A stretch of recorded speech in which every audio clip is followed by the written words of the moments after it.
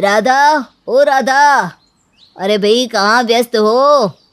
अरे क्या हो गया, क्यों शोर मचा रहे हो? आज ऑफिस से आती आपको पता तो है खाना बनाने का समय है। रसोई में थी और कहाँ जाऊंगी।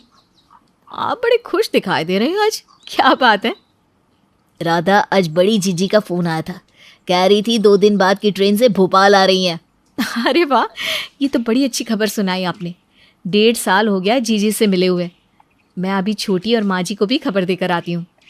पति श्याम की बात सुनकर राधा उत्साहित होकर देवरानी सुजाता के कमरे में जाती है। सुजाता, बड़ी जीजी आ रही है 2 दिन बाद। तुम्हारे जेठ जी के पास फोन आया था उनका।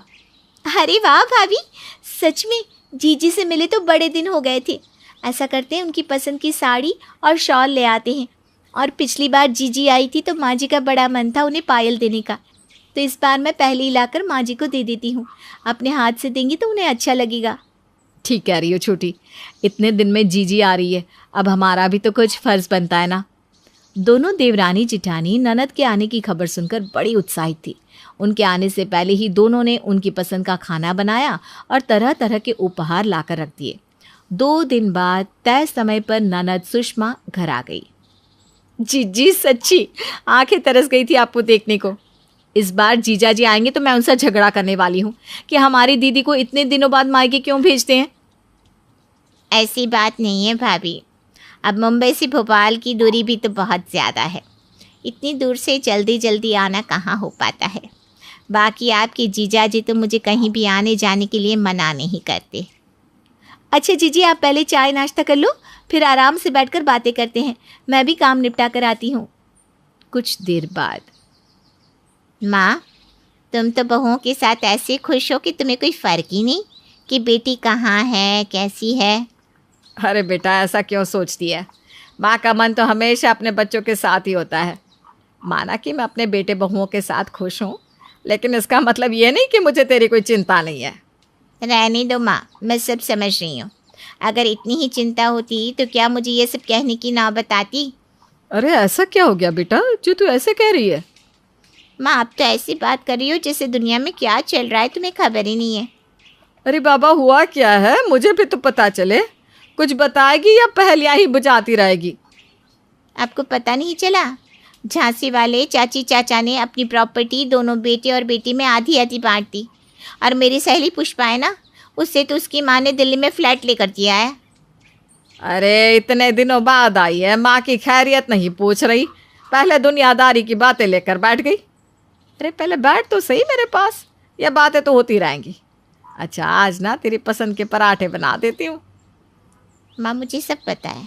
मेरी बात को काटने के लिए आप ऐसी बातें कर रही हो।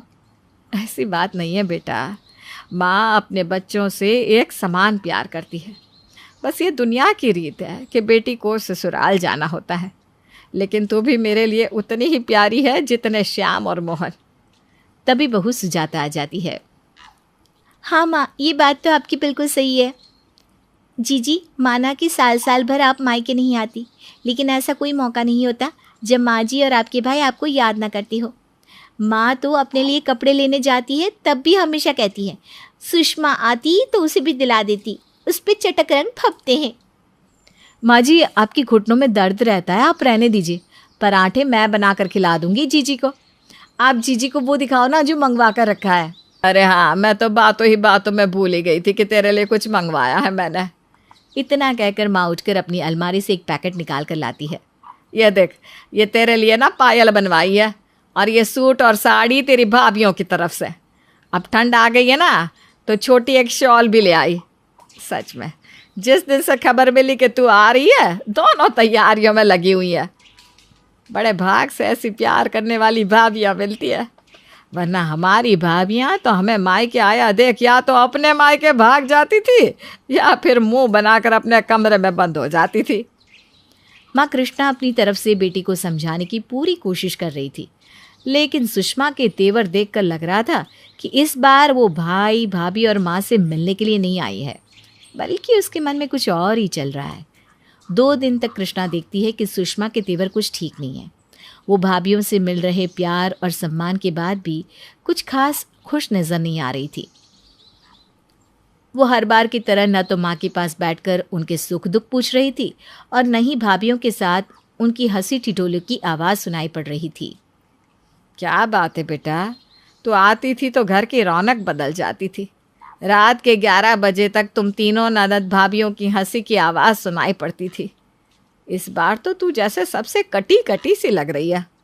मेरे पास भी नहीं बैठती, न जाने किस सोच में गुम है। घर पर सब ठीक तो है ना बेटा? दामाद जी और बच्चे सब ठीक है ना? माँ किसके पास बैठूं? आपसे अपने मन की बात कहने की कोशिश की तो थी, लेकिन आप बदले में अपनी बहुओं के गुण गिनाने लगी। सच्ची बात तो यह है माँ कि शादी के कुछ सालों बाद बेटी अपने मायके में मेहमान या बाहर वाली बन जाती है। न मेरा यहाँ कोई अधिकार है, न अपना है। सब कुछ आपका और आपके बेटे बहुओं का है। गलती हुई जो मैं आ गई। अब से मैं भोपाल की शक्ल भी नहीं देखूंगी। अरे ये कैसी बात कर रही है? मुझे समझ में नहीं आ रहा, आखिर कष्ट क्या है तुझे? मायके में तुझे प्यार मिल रहा है, मान सम्मान मिल रहा है, लेकिन पता नहीं तुझे क्या चाहिए। माँ, मुझे आपकी बहुओं के झूठे मान सम्मान की कोई ज़रूरत नहीं है। अगर सच में मैं इस घर की कुछ लगती हूँ तो मुझे भी इस घर का एक फ्लोर चाहिए। क्या कहा? तुझे एक फ्लोर दे दूँ तो हम सब कहाँ जाएंगे? माँ, नीचे का फ्लोर मुझे चाहिए। आखिर पापा के मकान में बेटी का भी तो हिस्सा होता है ना। सुषमा की बात कमरे के बाहर खड़ी सुजाता के कान में भी पड़ जाती है। सुजाता तेज कदमों से जेठानी के कमरे में जाकर उन्हें भी सास के कमरे के बाहर ले आती है। भाभी, जीजी जीजी करते हमारी जुबान नहीं थकती थी। जीजी के लिए ये ले आओ, जीजी को वो बनाकर खिला दो। और देखो, जीजी के मन में काला निकला। क्या बोल रही है छोटी? कैसी बात कर रही है? सही बोल रही हूँ भाभी, अपने कानों से सुना है। आपको भी वही सुनाने के लिए ले आई हूँ। जीजी यहाँ हमसे मिलने नहीं आई, बल्कि मकान में अपना हिस्सा लेने आई हैं। क्या? हे भगवान, हमने ऐसी क्या कमी कर दी जो दीदी हमसे रिश्ता खत्म करके अपना हिस्सा मांग रही है? भाभी, अभी भी आपको जीजी की ही पड़ी है। अरे अपने बच्चों का भविष्य सोचिए। इस छोटे से मकान में अलग अलग मंजिल पर रहकर हम अपना गुजारा कर रहे हैं। अगर इसमें से एक मंजिल दीदी ले लेंगी तो हम कहाँ जाएंगे? देख सुजाता, कानूनन तो उनका भी हक है इस घर में। हम इनकार करने वाले कौन होते हैं? बस ये तो आपसी संबंधों की बात है कि बेटियां हिस्से की जगह भाई भाभी का प्यार चुनना पसंद करती हैं। अब अगर उन्हें हिस्सा चाहिए तो हमें संतोष करना ही होगा। हाँ हाँ, माँ जी दे दे जीजी को हिस्सा। फिर मुझसे उम्मीद ना करें कि मैं उनकी खातिरदारी करूँगी या लाड लड़ाऊँगी। अगर प्यार है ही नहीं तो दिखावा क्यों करना? मैं तो सुषमा जीजी को एक गिलास पानी भी नहीं देने वाली।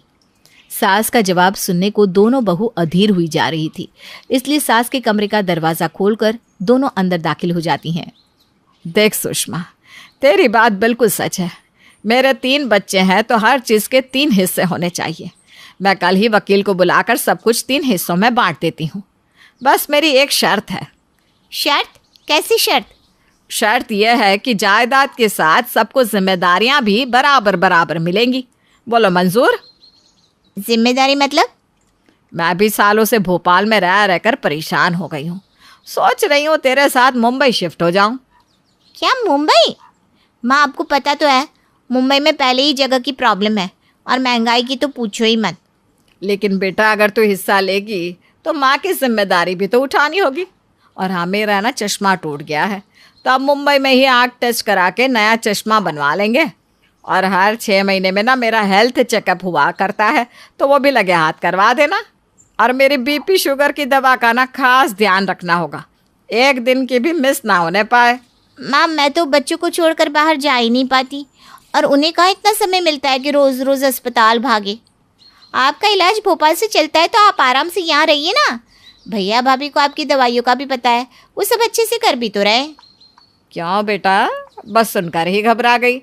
अभी तो पापा की और भी जिम्मेदारियां हैं, जैसे किसी के जन्म या मृत्यु में शामिल होना, मौके के अनुसार शगुन भिजवाना, मेहमानों की देख रेख करना। अरे पर वो सब तो भैया करेंगे ना। पापा के नाम जो भी न्योता आएगा उस पर भैया ही तो लेन देन करेंगे, मैं क्यों करूँगी? सुनने में अटपटा लगा ना बेटा? हाँ, तो थोड़ा अजीब ही, लेकिन ये भी तो गलत है ना कि हक बेटी का और जिम्मेदारी बेटे की। अगर ज़माना बदल गया है तो बेटी भी तो बेटे का फ़र्ज़ निभाए। जैसे तू आज सामने से आकर अपना हिस्सा मांग रही है, वैसे कल को भैया भी तो जिम्मेदारी से पीछे हट सकता है, तब मैं कहाँ जाऊंगी। इसलिए बेटा हिस्सा चाहिए तो जिम्मेदारी तो लेनी पड़ेगी। माँ कृष्णा की बात सुषमा अच्छी तरह समझ गई थी। उसने कभी इस तरह सोचा ही नहीं था। ये बात तो उसके मन में कभी आई नहीं थी कि भैया अगर पापा के मकान में रहते हैं तो माँ की, पापा की सारी जिम्मेदारियाँ भी तो वही उठाते हैं। मुझे माफ़ कर दो माँ, मैंने गलती की आपसे ऐसी बात कहकर, लेकिन आपने सही समय पर सही सीख देकर मुझे सही रास्ता दिखा दिया।